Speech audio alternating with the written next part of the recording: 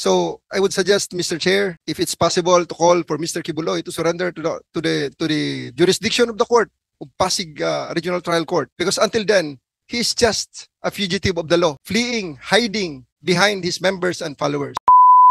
General Torre cannot dictate upon Pastor Apollo Sigibuloy as to what to do. They are always using, describing my client as a fugitive. What is your legal basis? So therefore, for the police authorities to always say that my client is a fugitive, excuse me, under what legal basis? So I do hope and pray that the PNP should likewise perhaps do more research in accusing certain persons as a fugitive, or that require the lawyer to surrender him or his members. We do not have that power. An accused has the right to also insist to avail all of his remedies provided for under the rules of court. And Pastor Apollo Sigibuloy is precisely doing that. Meron na ba kayong ginawang investigation in this regard? Yes, Your Honor. Yung aming pong regional office number 11 already conducted an investigation. It's still ongoing, Your Honor. And I think the most recent is that there is a request sa KOJC and the PNP to submit documents in relation to the investigation being conducted by the region.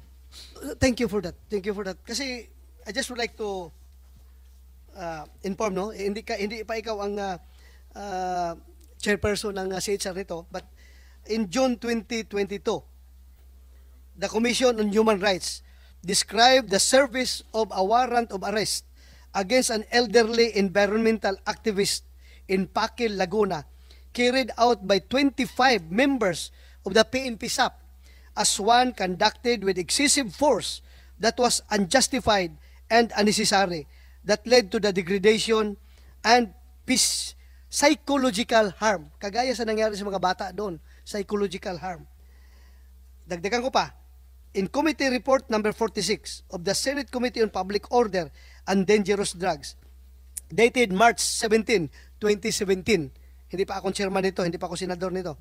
The committee described the service of a search warrant by a team of 18 CIDG personnel that was augmented by 6 members of the Regional Maritime Unit as a use of overwhelming force. So, ito nga, 25 lang ginamit sa Paquil, Laguna. Ito, 6 lang 18 ang ginamit. Excessive force na daw yun, sabi ng Human Rights. Ito, nakita mo naman, batalyon yung ginagamit, isang batalyon ng police. So, we need your investigation on this matter, kung ano talaga ito. Dahil nga, it led to, narinig mo, may 2 namatay because of inatake sa puso, at may mga bata hanggang ngayon psychologically disturbed because of that stressful incident. Kasi kung hindi kayo magbigay ng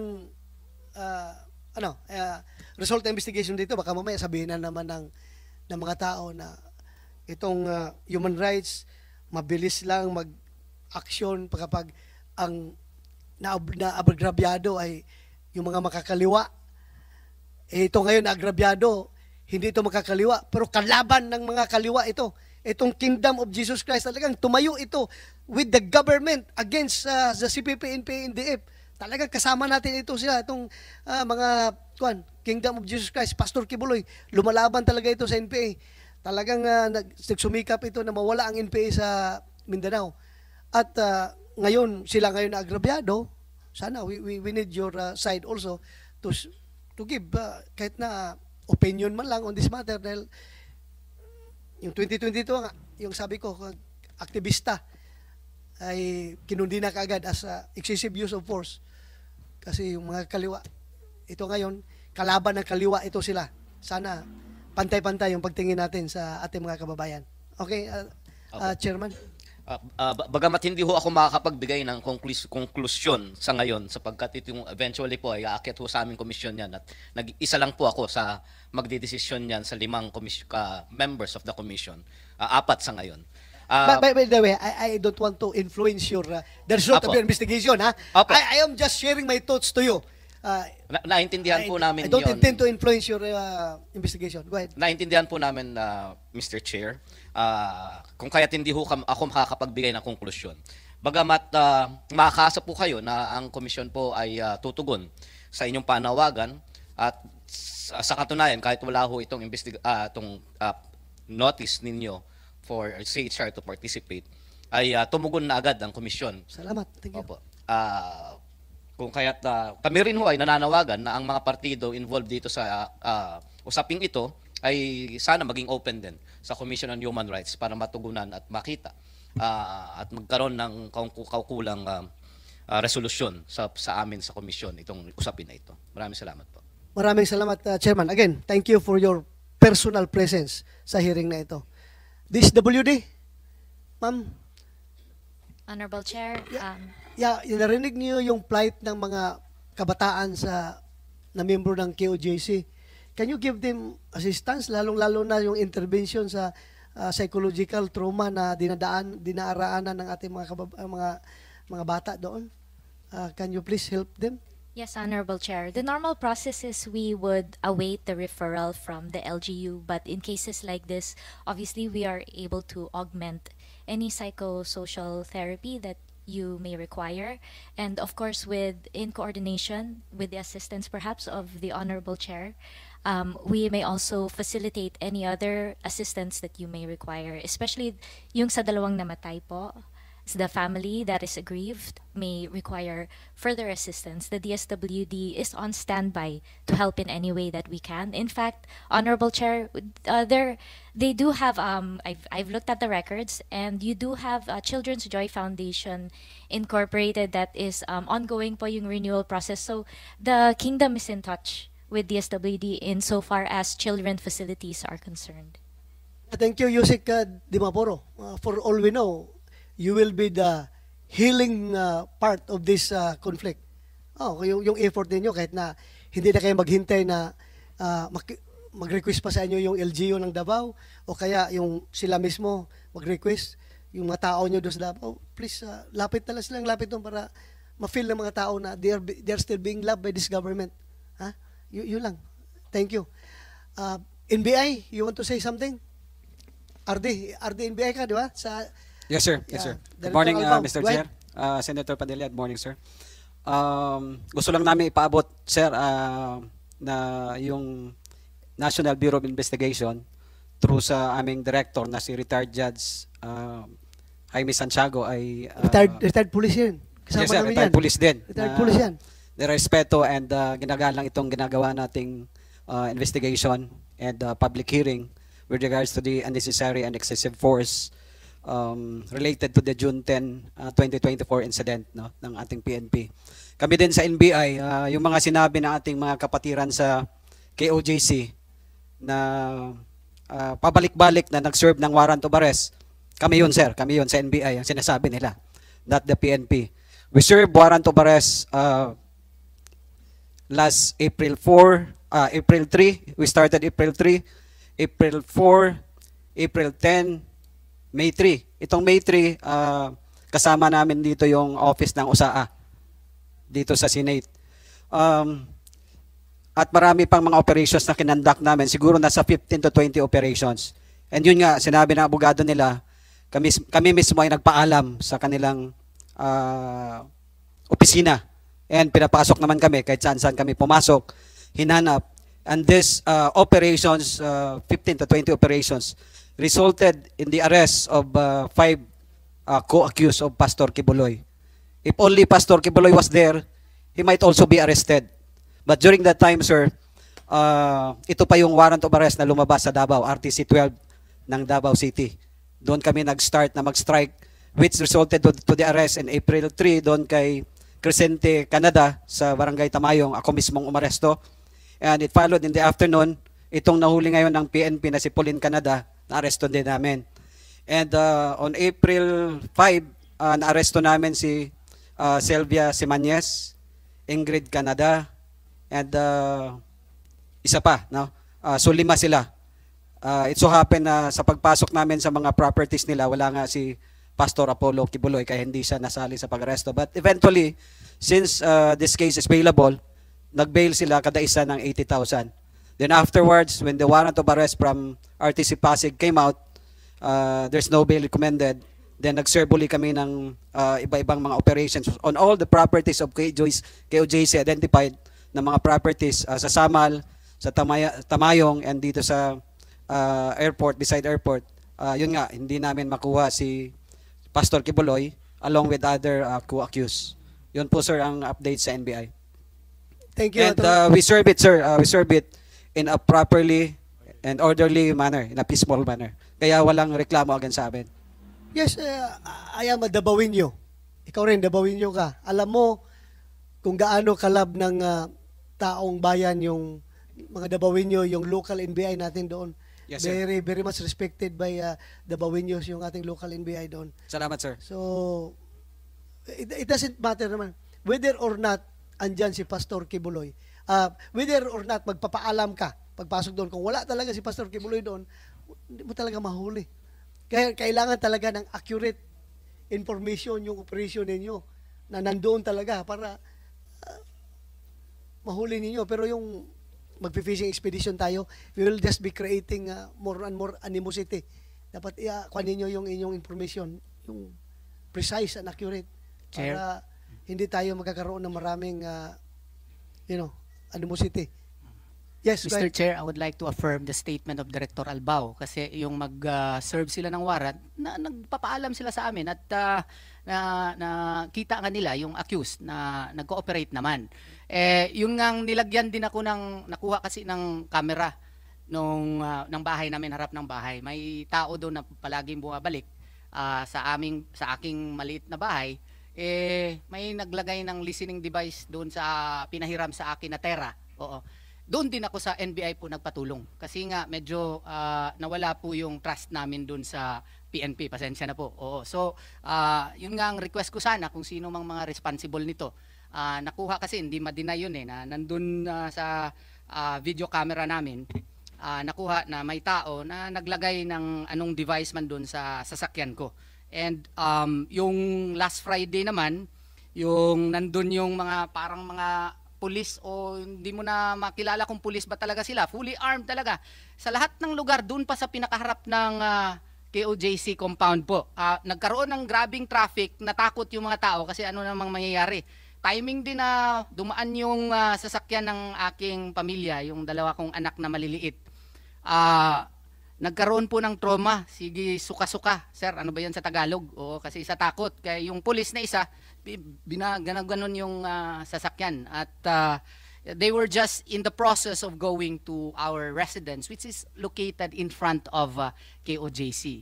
Really, our plea, sir, is that we understand, I am a friend of the police. I have assisted a lot of policemen, Your Honor, in their cases. You have helped me in my cases before. Yes, Your Honor. And I have many friends in the police. I still trust some of the policemen, Your Honor.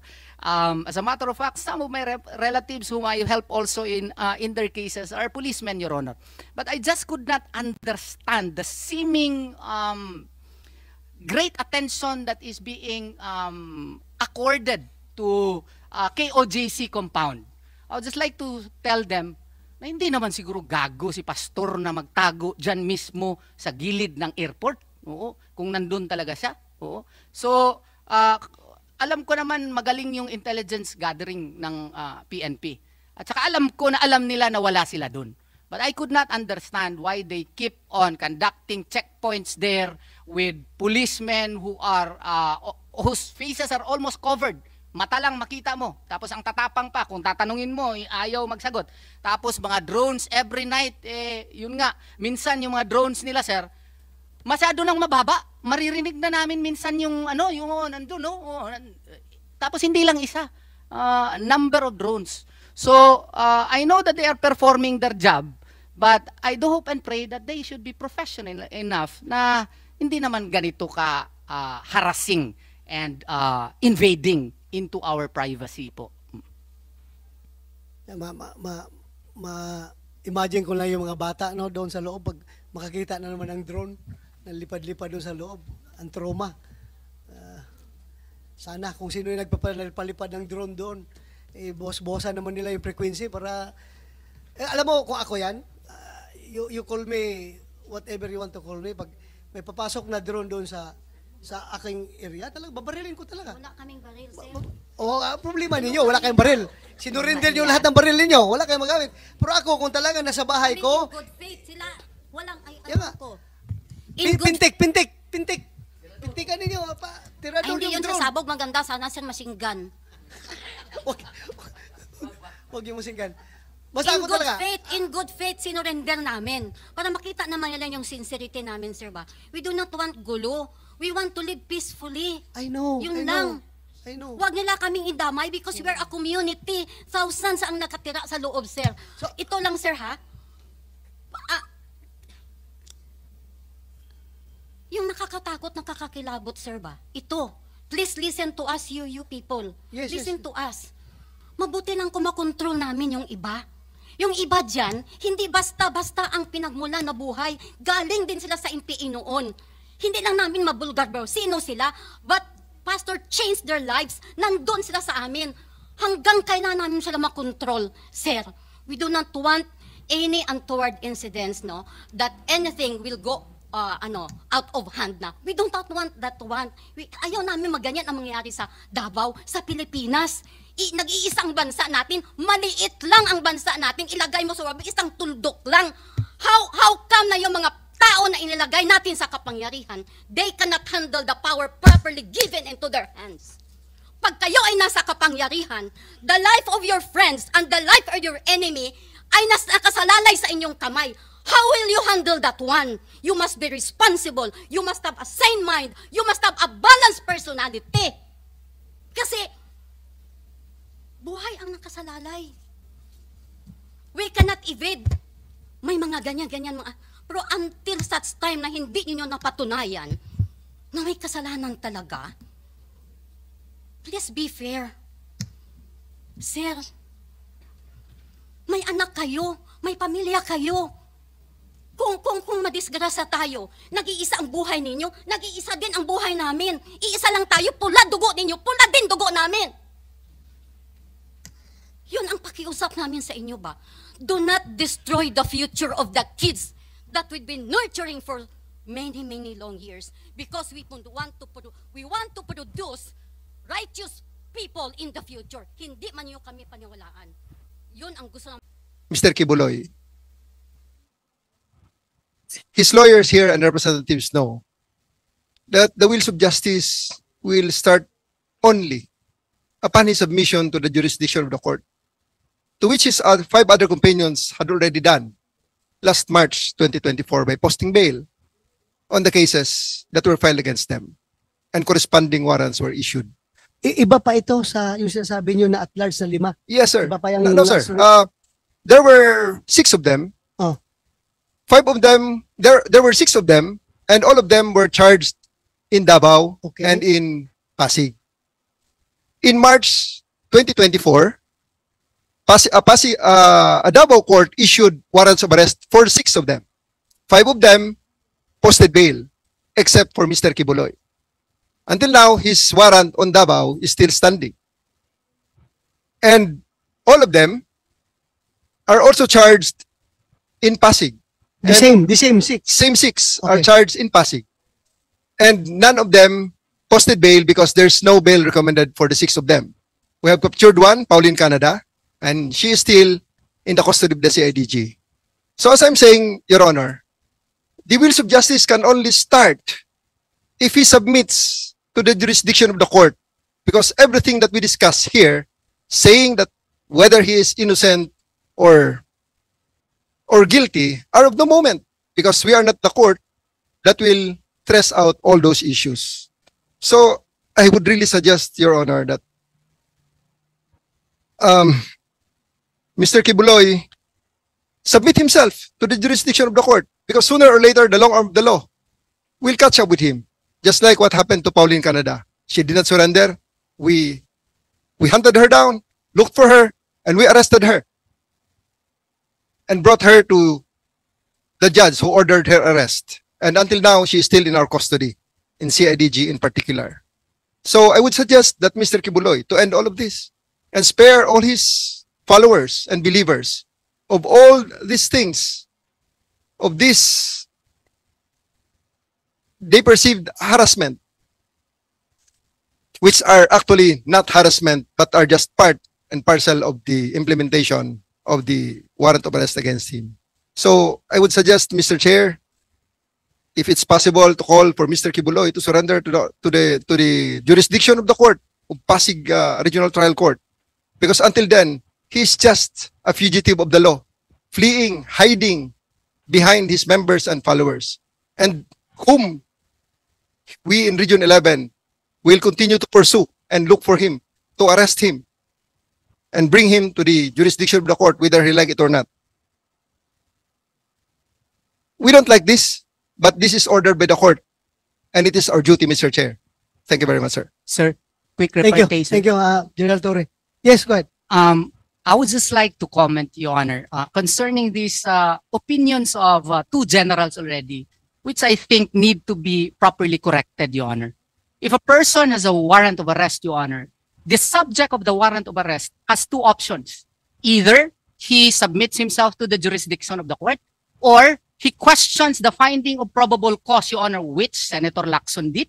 Okay? And if the DOJ would not side with him, he can go on certiorari to the Court of Appeals without ever surrendering. Santiago case would prove that. So, a person, even if he has a warrant of arrest, can choose to exhaust all of his remedies, Your Honor, such as but not limited to questioning the finding of probable cause. So I do hope General Torre would disabuse his mind that the only option of a person who has a warrant of arrest is to surrender, Your Honor, because he has a right, Your Honor, to insist that there is no probable cause, especially in this case, that the cases were dismissed already by the city prosecution's office, Your Honor, a long time ago. And the complainant in this case filed a petition for review 4 years ago, Your Honor, and this was not acted upon by the Department of Justice, and this was only acted upon when it became fashionable to attack Pastor Apollo C. Kibuloy, when there was already a Senate investigation being instigated by Senator Hontiveros. All of a sudden, voila, there is already a resolution on the petition for review. We did not file it, it was the complainant. We filed a motion for reconsideration, Your Honor, a long time ago. Until now, there is no resolution as to it. And then a few days thereafter, that there was a resolution, we have a warrant of arrest. So as a lawyer, Your Honor, I filed motions, Your Honor, so that the warrant of arrest as well as the information can be invalidated by the court. That is a remedy provided for by the rules of court. So therefore, General Torre cannot dictate upon Pastor Apollo C. Kibuloy as to what to do. Several instances in the past, such as perhaps former Senator Honasan, I do hope he will forgive me. Ocampo, Satoru Ocampo also did that in the past, Your Honor, by questioning the finding of probable cause. If these were available to those persons, why not to Pastor Apollo C. Kibuloy? They are always describing my client as a fugitive. What is your legal basis? The last basis, Your Honor, is Republic Act 11983, passed only on March 11 of 2024. What is the definition, legal definition of a fugitive under the present dispensation, Your Honor? According to Section 3G, those who flee under the following circumstances after conviction by a Philippine court to avoid prosecution. That is our prevailing law. So therefore, for the police authorities to always say that my client is a fugitive, excuse me, under what legal basis? Even if you use, Your Honor, U.S. court decision and even Black's law definition, Your Honor, it provides a fugitive from justice is a person who, having committed a crime, flees from the jurisdiction of the court where the crime was committed or departs from his usual place of abode and conceal himself within the district. That is Black's law definition. If we will use likewise Supreme Court decision, Rodriguez versus Comelec, Labao versus Comelec, it includes those who after conviction flees to avoid punishment, but also those who after being accused flee to avoid prosecution. So we are still questioning the after being accused. So for the PNP to always claim that my client is a fugitive, under what legal basis? Can you please cite to us? Just because he has a warrant of arrest? And can you rightfully say that he has knowledge of that warrant of arrest? Did you present evidence? In Labao versus Comelec, Your Honor, the Supreme Court, he was a candidate for mayor. There was even a warrant of arrest. And they even tried to arrest him in a church, Your Honor. Yet the Supreme Court did not consider him as a fugitive from justice. What would be the basis of the PNP? Require Pastor Apollo Kibuloy to surrender? And require us to surrender him? What right do I have to require my client. I'm just a lawyer, Your Honor, a glorified agent of my client. I cannot tell my client to surrender. That is not within my power. If I do that, I might be disbarred, Your Honor. So I do hope and pray that the PNP should likewise perhaps do more research in accusing certain persons as a fugitive or that require the lawyer to surrender him or his members. We do not have that power. An accused has the right to also insist to avail all of his remedies provided for under the rules of court. And Pastor Apollo Sigibuloy is precisely doing that. Umani naman ito ng iba't ibang reaksyon mula sa ating mga netizens. Ayon kay Jose Palet, ubod ng kasinungalingan niyang si Torre, too much police brutality. Pahayag naman ni Mar-Eater Bautista, huwag kang magmagaling General Torre, bago ka pa lang sa Davao, mag-observe ka muna. At ito naman ang saloobin mula sa ating kababayan na si Clive Kane, even though General Torre was not there in the actual happenings yet he knows all the precise details of what had happened. Mga kababayan, feel free to comment below para maglabas ng saloobin sa balitang ito.